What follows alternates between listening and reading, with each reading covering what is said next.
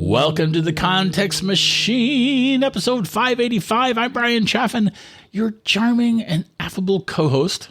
And I'm Jeff Gamet. I'm your resident alien spacebot and Bryan's favorite OnlyFans channel. You can find us on contextmachine.io.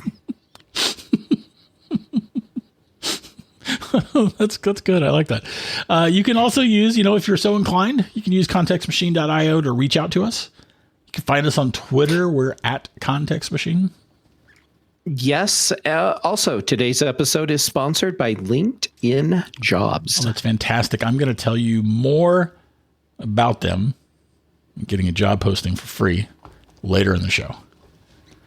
Excellent. So today, Jeff.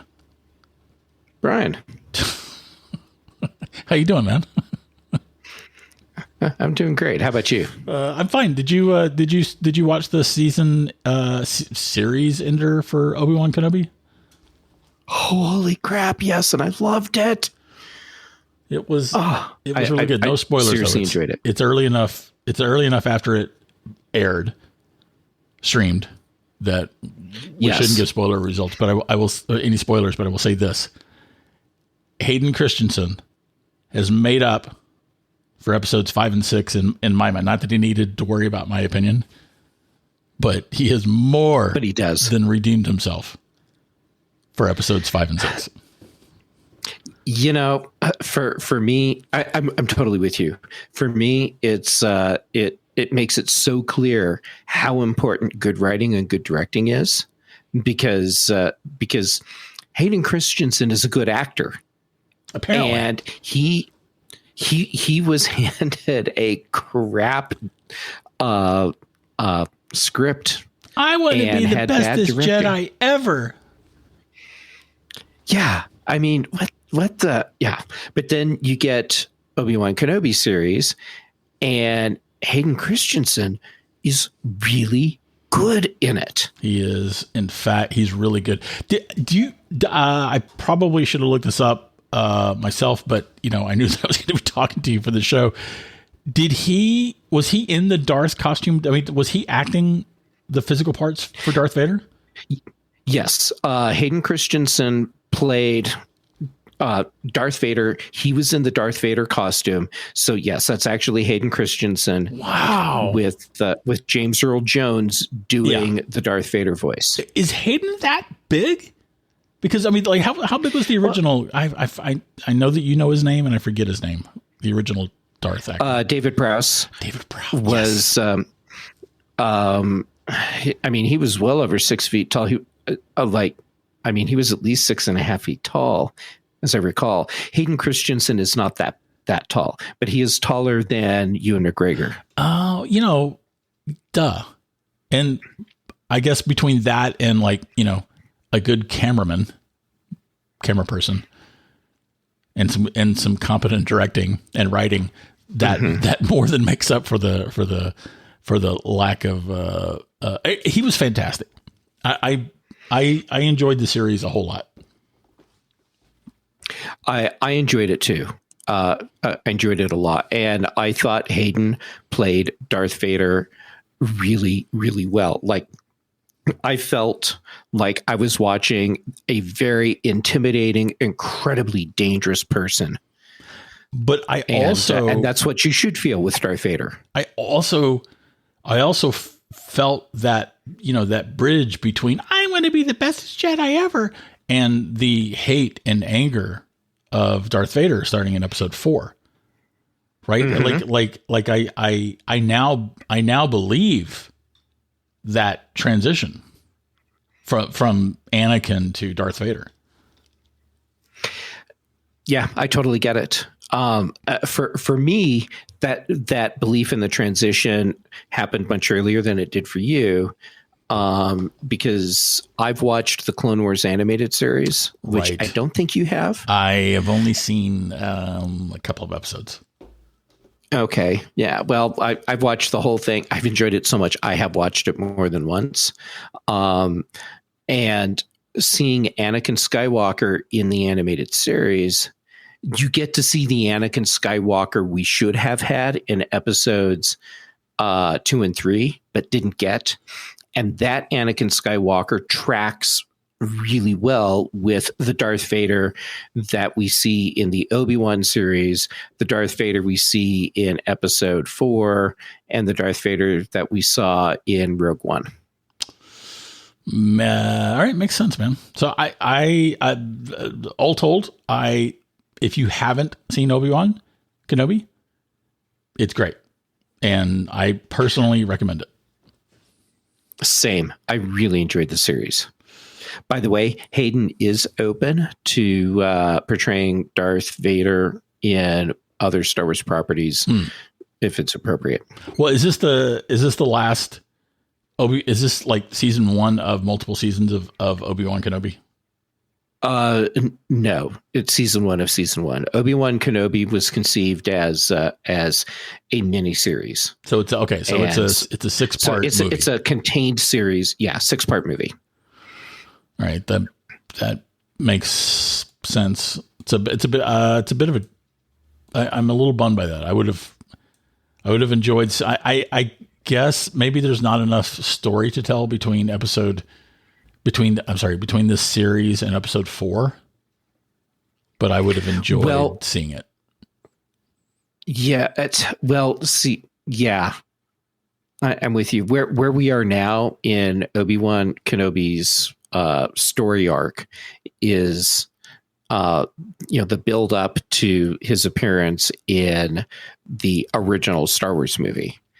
And we know from all the other Star Wars properties that have come before, this is not a spoiler, at least it shouldn't be anymore. Obi-Wan Kenobi is supposed to be doing the special training that Qui-Gon Jinn did, and that Yoda was working on. This comes out of the Clone Wars animated series, to be able to become a Force ghost. So that makes sense. That's what Obi-Wan is supposed to be doing. Wait a minute. Hold on. Obi-Wan Kenobi. I wonder if he means old Ben Kenobi. That old wizard, you stay away from him. You drink your blue milk and shut your pie hole. I always hated that. It's like, you think that's what he meant? Think that's what she meant? You think? Like, anyway. Well, to be fair, he was a whiny teenager living on a evaporator farm on a crap hole middle of nowhere planet that apparently is really the center of the Star Wars galaxy. Apparently, it is, by the way. And another thing I enjoyed, no spoilers, but I enjoyed Uncle Owen and Aunt Peru. Is that her name? Buru with a B. Buru or Buru? Buru. All right. I enjoyed Uncle Owen and Aunt Beru in the series Obi-Wan Kenobi. It's good stuff. Watch it. They were good. If you haven't watched it, watch it. If you have watched it, let us know what you think. Yeah, please. We would appreciate it. Okay, before I take us down another rabbit hole.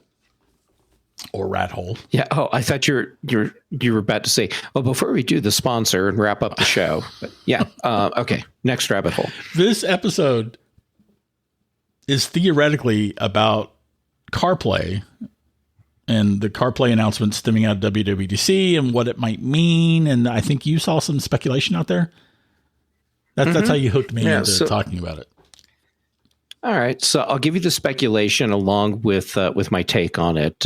Kind of give us the news first. Okay, so the news is Apple during WWDC showed off a new version of CarPlay, and this version of CarPlay, instead of being simply the display in-dash display for an infotainment system, adds to that a whole thing where if your car has a dashboard a display that runs the entire width of your dashboard, you can now have an Apple interface that's part of the CarPlay experience that gives you all this data about your car. So and put another way, so of course it's the CarPlay will scale up to support whatever size interface you have on your car. Yes, and it will replace the built-in interface for your dashboard when you have your iPhone connected. So but all that's the only normal for stuff cars that you would see. That's only for cars where a screen has become the full dashboard, though, right? Yes, and that also means cars that are built to support the new features of CarPlay. So really, we're talking about car makers rolling this into their products in 2023, which means that we'll really start seeing this out in the wild in 2024, probably. Got it. Okay. All right. So a whole replacement for the car dash interface done Apple style. You can customize it for what you want to see and where you want to see the information, and and done with the Apple style. Makes sense. That's what Apple announced. And then I don't, what do they call it? The internet? I don't do that anymore. So you saw some speculation. On the dump trucks and tubes thing. Yeah. So the speculation that this is the next phase. Good stuff. We are insufferable. Yeah. Okay, so this is the next phase in Apple's Project Titan, and this is ultimately leading to Apple's own car. Alternately, this is Apple's end goal. They want to be the software that's driving the interface in everyone's car, which of course means you also have to have an iPhone to go with it. And when we were having our discussion before the show, you mentioned, well, maybe that could also mean that Apple has shifted gears. See how I did that? Where the plan was, let's do a car and the software, and everyone else can use the software too. We're just doing the software. Well, you had also mentioned that some people were trying to argue that this has always been Apple's plan. Yes. And I'm gonna put the kibosh on that right now. I've already put the kibosh on that several times, but I am contractually obligated to do it again. I have met people that were working on the original Project Titan who were there to make a car. I met these folks. They were car people. They weren't iPhone people. They weren't software people. They were car people. And it is indisputable that at one point Apple was working on its own car.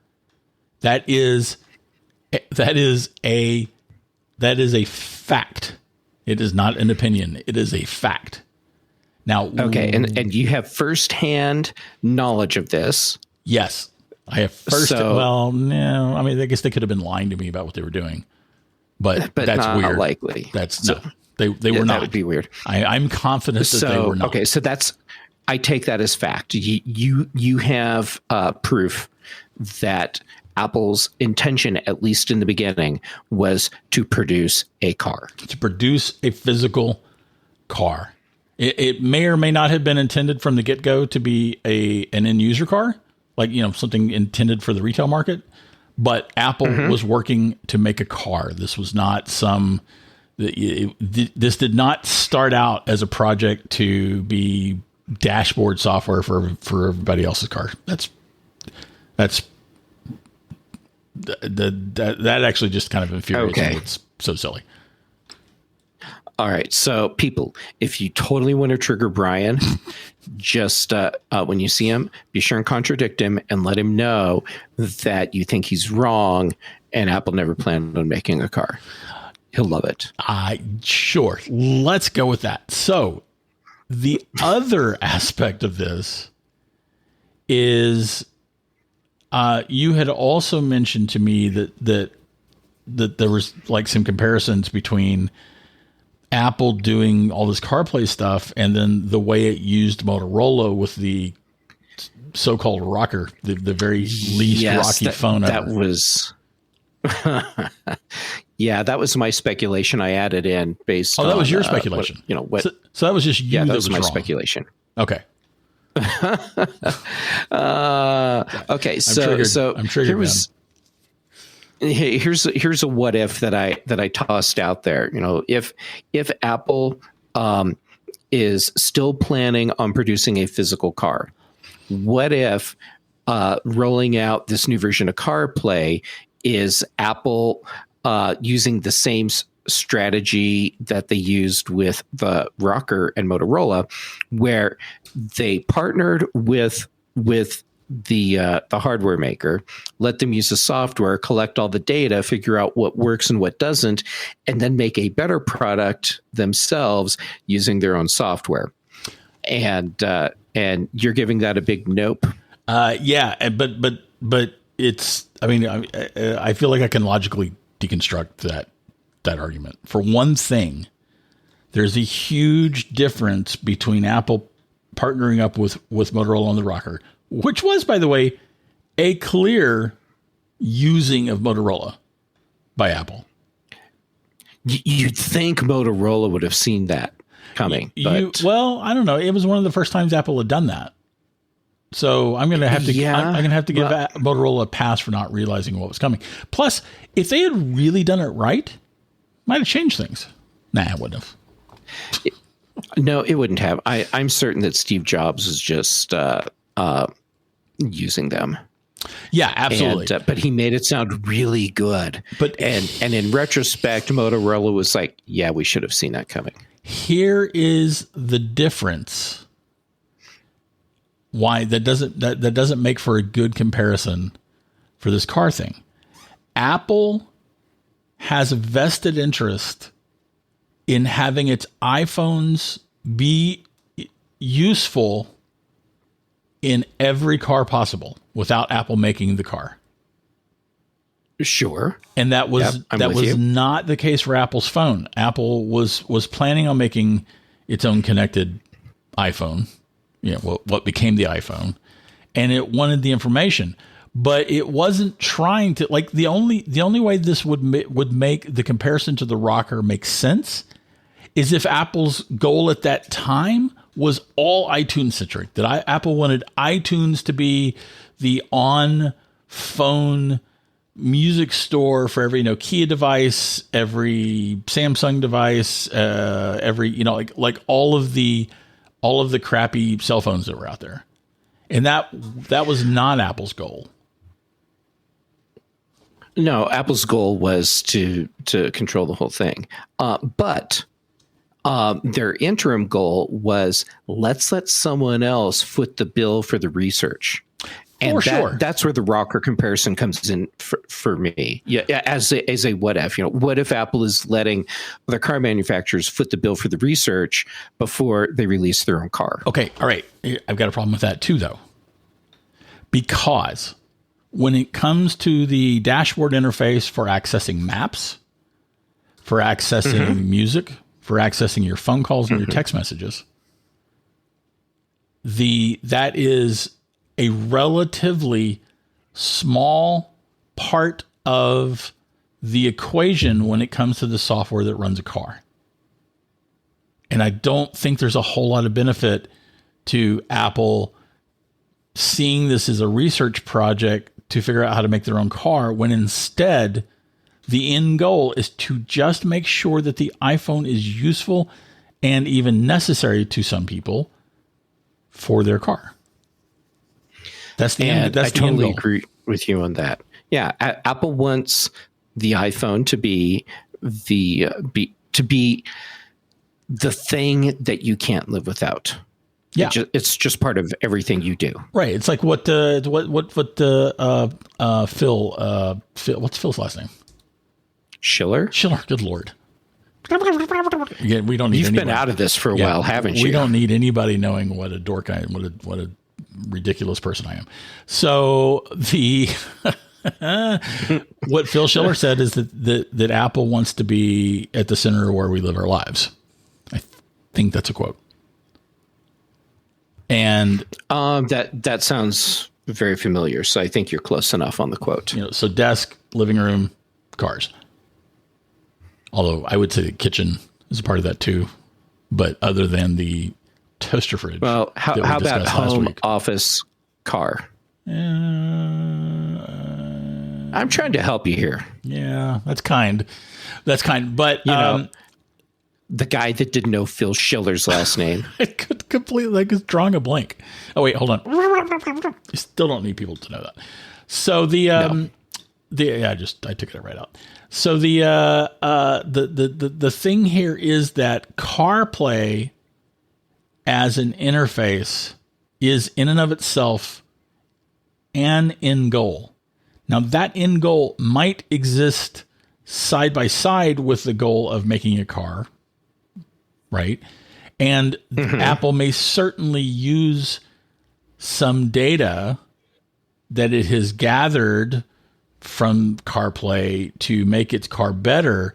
But at the end of the day, CarPlay is still just an information interface. It's not running the car. That is true. Yes. This is all about information collection and display. Information. Just like current CarPlay. Yeah. Okay. I accept your apology. I'm confused. When did I apologize? Everyone heard that's it. right. Right after you forgot Phil Schiller's last name. Everyone. I'm just saying everyone heard your apology. You know what else I heard? What? You didn't know Phil Schiller's last name. That's true. Unfortunately, they did. Okay, so I'm so glad you're editing that out because I don't want people to actually hear that. Yeah, you don't want to be associated with anyone where that's the case. So let's talk about what Apple is doing. And actually, you know what? Before we do that, let me tell you instead about LinkedIn Jobs. What do you think about that? Oh my God, yes, please. Okay, so here's the deal. Hiring, still hard. Used to be, there was definitely a period of time where like finding a job was hard. Currently, hiring is hard. It is hard to find good people for the positions that you have, and that's where LinkedIn Jobs comes in because they help you find the people that you want to interview faster and for free. You can create a free job post in minutes on LinkedIn Jobs to reach your network and beyond to the world's largest professional network of over 810 million people. It's a lot of folks. Then you can add your jobs and the purple hashtag hiring frame to your LinkedIn profile to spread the word that you're hiring so that your network can help you find the right people to hire.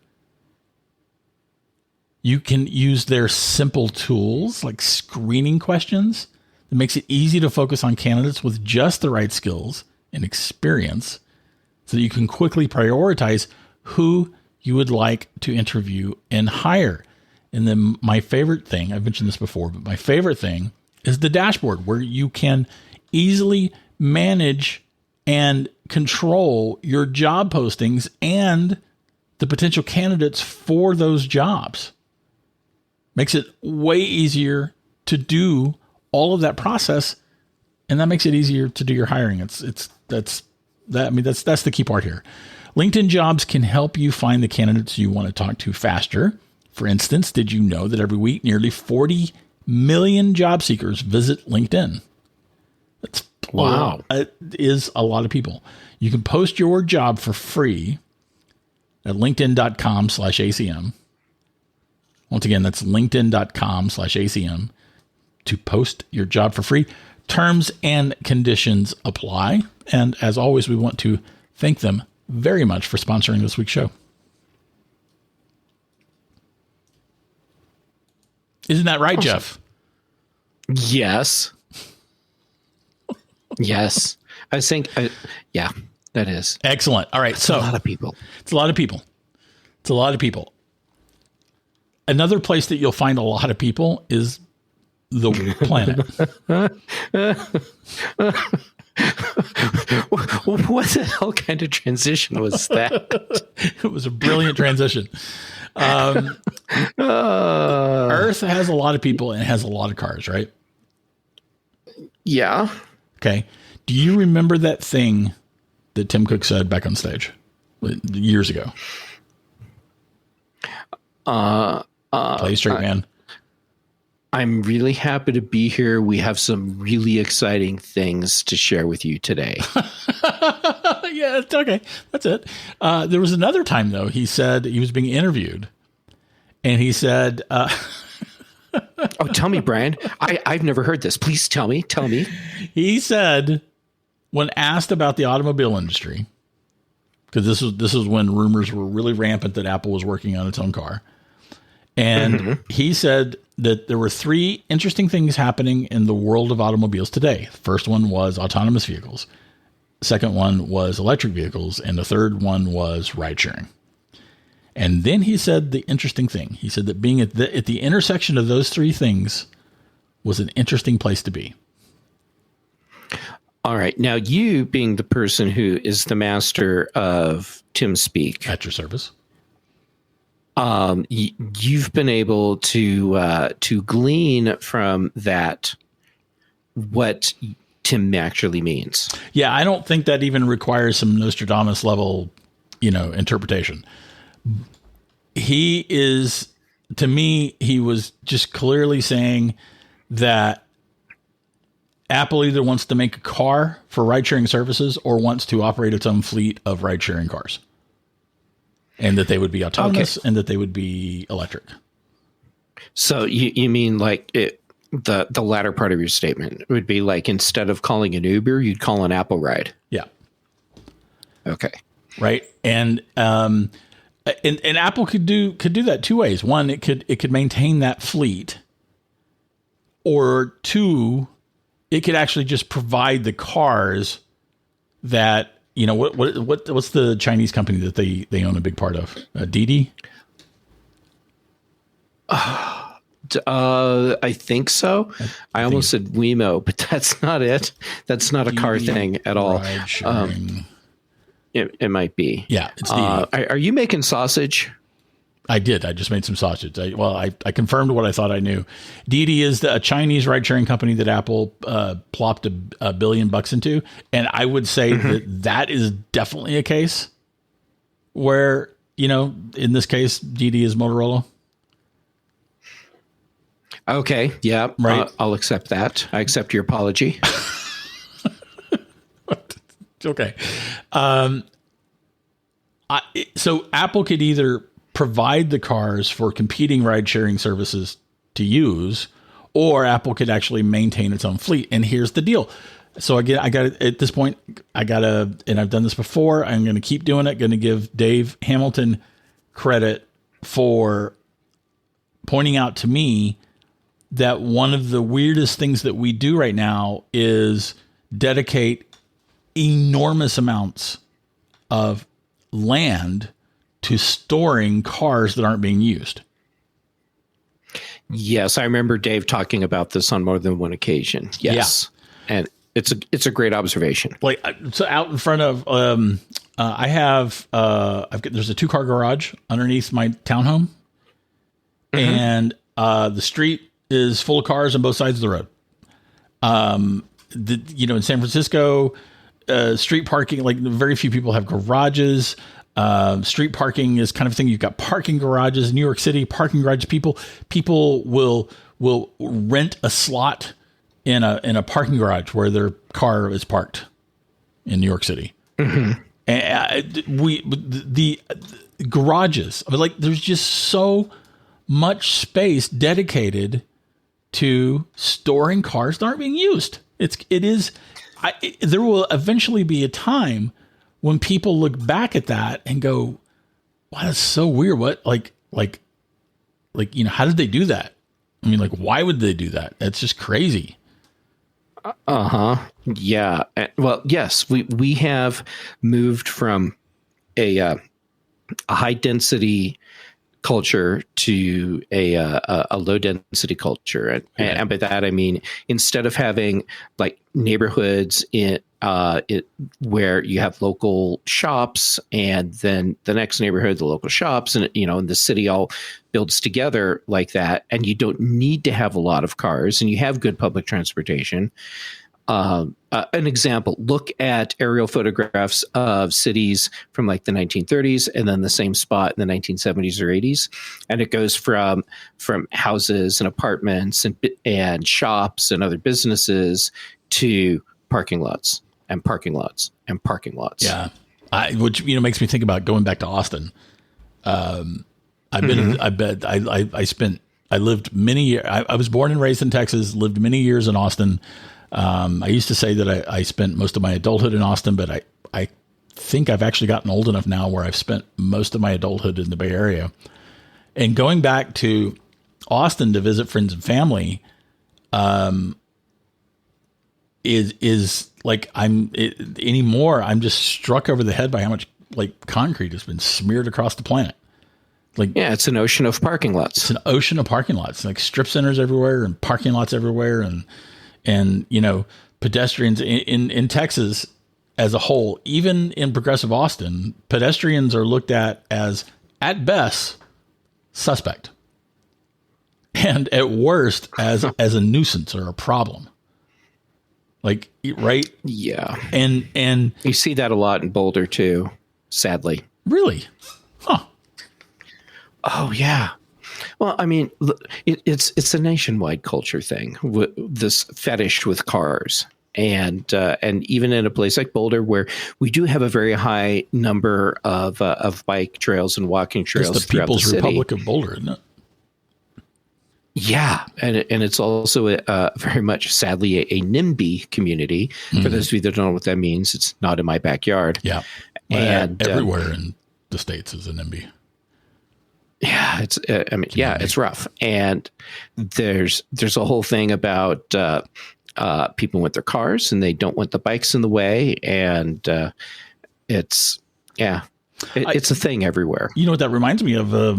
When in my early days in Austin, I moved to Austin in the mid to late 80s. And lived there until 2002. And somewhere in the early part of that, I remember listening to the local public radio station, which is KUT, very good radio station, in my opinion. And it was some kind of like I don't know, talk thing. People, there was a panel that was discussing stuff, and they were discussing things, and they were had said that. Someone pointed out that the bus system was approved by voters, the mass transit system in Austin, such as it is. At that point, was there? There's now a like a light rail that's the complete catastrophe. But the bus system that existed had passed with 80 or 90% approval, like this really, really high voter approval for this bus system. But no one used it because the people that were voting for it to get everybody else out of their way. Oh, yeah. And that really hit me. Like I've been thinking about that for decades now. And what's my point? My point is that I had a point. I don't know what I have no idea. Well, while you're trying to figure out your point, you triggered a point for me, which is one of the big problems we have is that the car fetish has taken us away from accepting public transit and mass transit. And if we could make that into something that was more affordable and more efficient and more available, then that at least in theory, would reduce the reliance on individual cars. And as I'm saying this, now I'm going to totally extrapolate out. And wouldn't it be cool if Apple was part of the drive for that technology? Why not scale up their autonomous efforts to public transportation? And now cities are buying Apple autonomous buses, and except for charging, but that's why you have extras. They can just run on more efficient schedules 24 hours a day, and they're going to cost less because you don't have as many man hours or people hours going into the cost of operating the vehicles. And wouldn't that be great? Yes. I mean, I love mass transit. I don't use mass transit because I want everybody else to get out of my way. But I do use mass transit, and like if I go to New York, I happily use the subways. I would use any kind of light rail system that makes sense. But one of the problems that we have for mass transit as a whole in the United States as a whole is the lack of population density. Like most areas just don't have enough people crammed into the square yard to make building the infrastructure necessary for mass transit actually make sense. Which goes back to our car fetish. You get people moving out of the areas where they don't need cars and moving into areas where they do.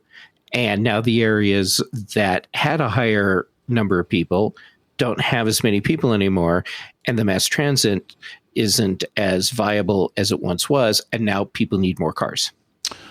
Right. And we want those cars because we don't want to have to like rub elbows with our fellow citizens. I mean, that's the philosophy. Going back to that obstinate observation that I'd made. So here's the thing. I don't think that autonomous buses are going to be the savior of transit systems. I actually think that fleets of centrally controlled, but otherwise autonomous vehicles will actually replace most mass transit, or in places that don't have mass transit, will leapfrog mass transit. Yeah, and on one hand, okay, great, because we're getting more of the personal cars off the road. On the other hand, we still have all these cars on the road. Well, yes and no. But now jump forward even more. And we have talked about this on the show, but it's a topic that I find very interesting. Jump forward to where like we all know that Uber's plan is to get rid of drivers. And like the biggest problem with Uber and Lyft is the drivers. It's not the biggest problem, but it's certainly from their perspective. From their perspective, and from the perspective of some users, right? So if you can take out the driver, you're now not having to pay for that driver, but you're also not having to have that driver be the weak point when it comes to performance and social friction. And money. You're not having to pay them. Mm-hmm. So, you're not having to worry about what they're doing that's going to get you sued. And if you're a passenger, you don't have to worry about what they're doing that you may end up needing to sue over. So, yeah. So, having autonomous vehicles that are fully autonomous, that can truly go from point A to point B in a city with entirely controlled by the car's onboard computer systems. That's great. Now, put it to where each car is talking to the other, and then jump forward to Uber systems talking to Lyft's system, talking to DiDi's system, talking to Apple's system, talking to Google's car system, talking to possibly, Chevrolet and Ford's or GM's and Ford systems, et cetera. So they're all talking together and they can coordinate where cars need to be. So the end result is that I could say, hey, yes, lady, get me a car, start walking out the front of my house, and the car's going to be pulling up that quick. I love the concept you've created in principle, even though I think that we'd be much better served with better mass transit. What I think would ultimately happen, though, with this idea that you just presented is that instead of all of the ride-sharing services figuring out which is the best for you, all the ride-sharing services are going to have their own cars, and people are choosing which ride-sharing service they want.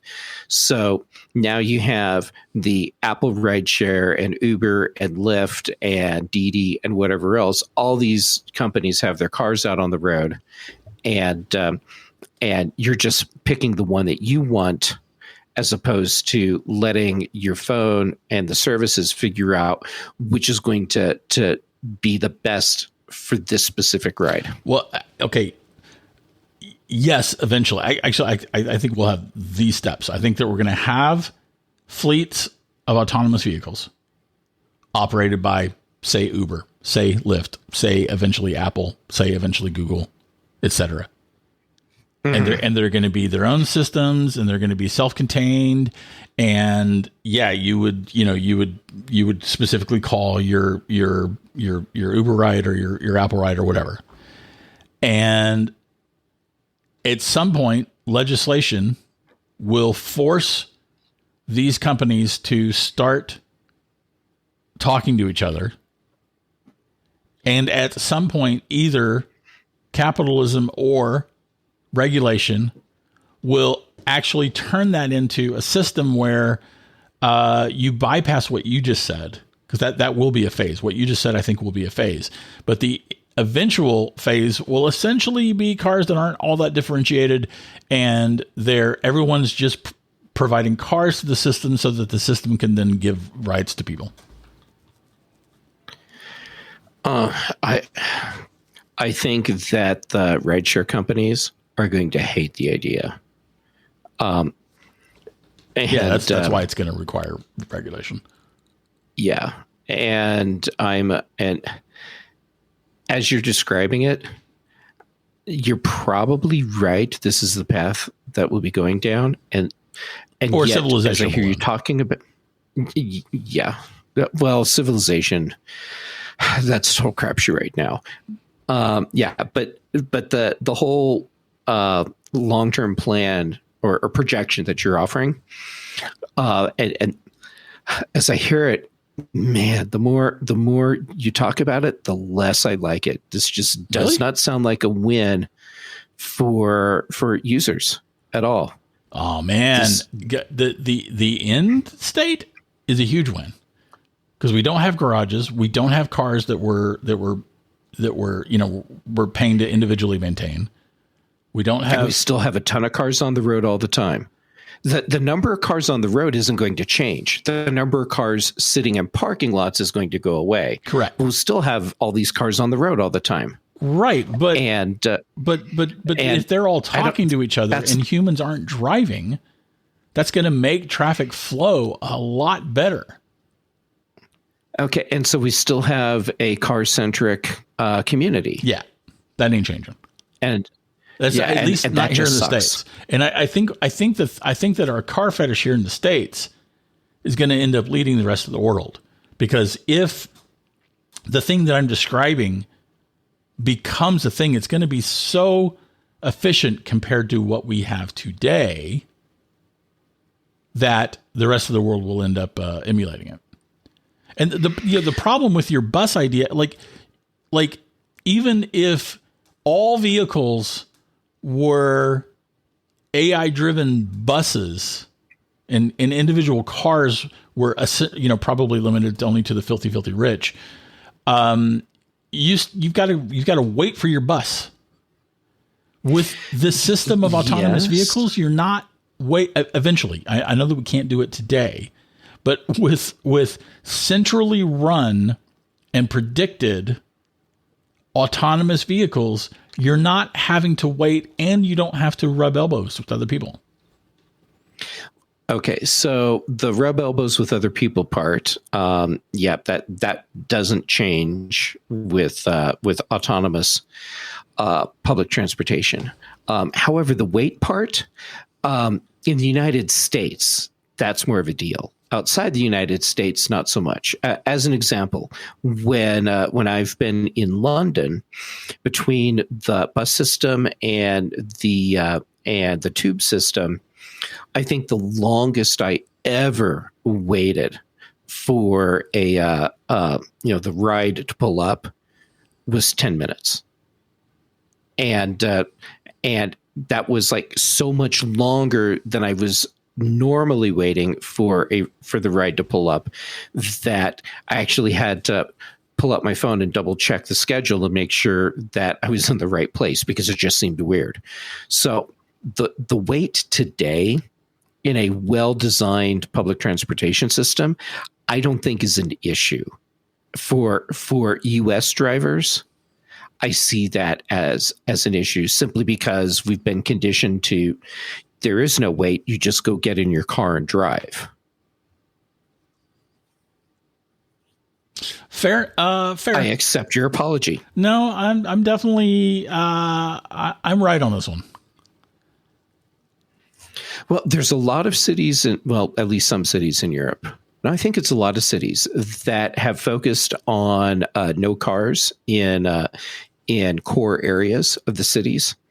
And they've seen a revitalization in the areas where I think even if the United States showed this amazing autonomous car sharing system working, they still wouldn't be as interested in a major adoption of that because it wouldn't fit with the city infrastructure and communities that they've created. I think that this is going to be primarily a U.S. thing. It could be. I certainly, I do see. I mean, I've been to other parts of the world, but I am certainly still a product of my environment. However, what I'm I found right on this one. Yeah, well, what I found in the various places that I've been around the world is that individual cars are far less of a necessity, and for many people, not even something they need at all. Whereas here in the United States, it's just basically part of what you have. I mean, but you have there are pants when you go out in public, and you have a car. There are some, and which is increasingly less true for young people, right? Yes. Young people are increasingly choosing not to get driver's licenses even. Right. It was a rite of passage for you and me.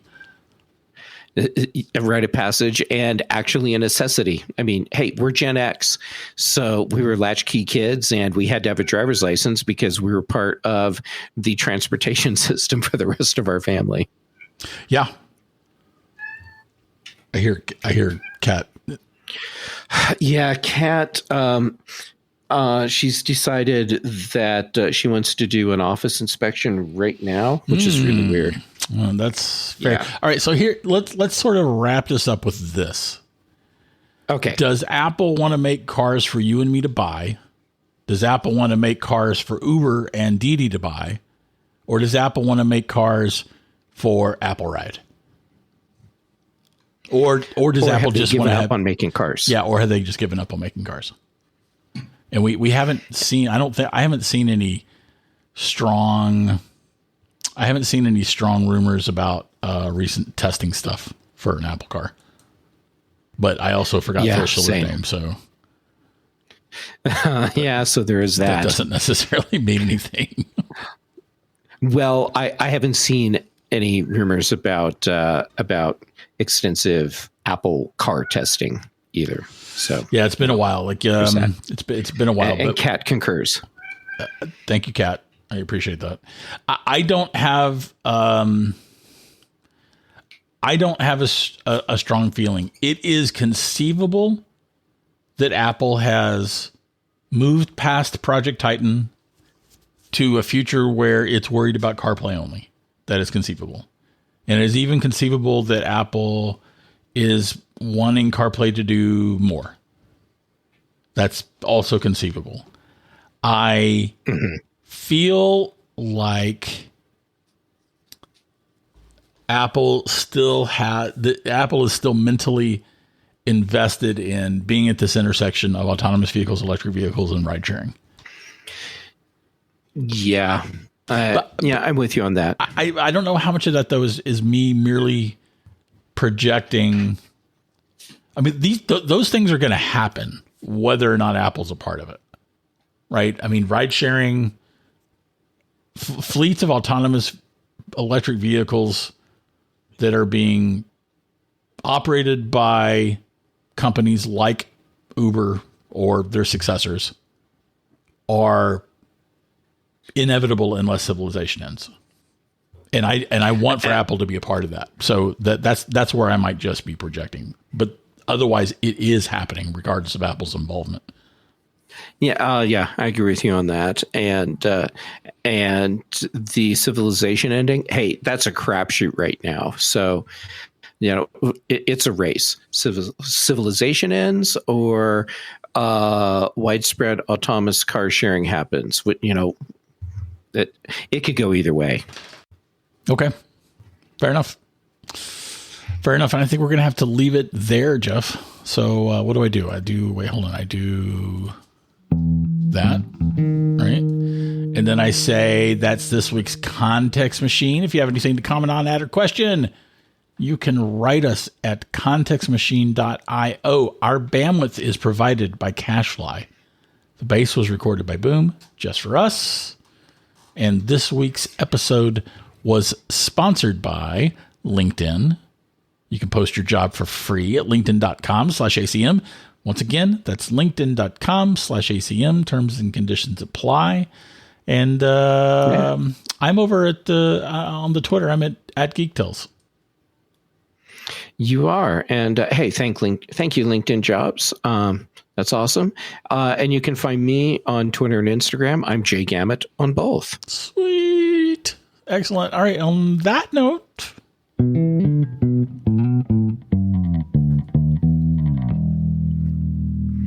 Phil Schiller. Let me write that down.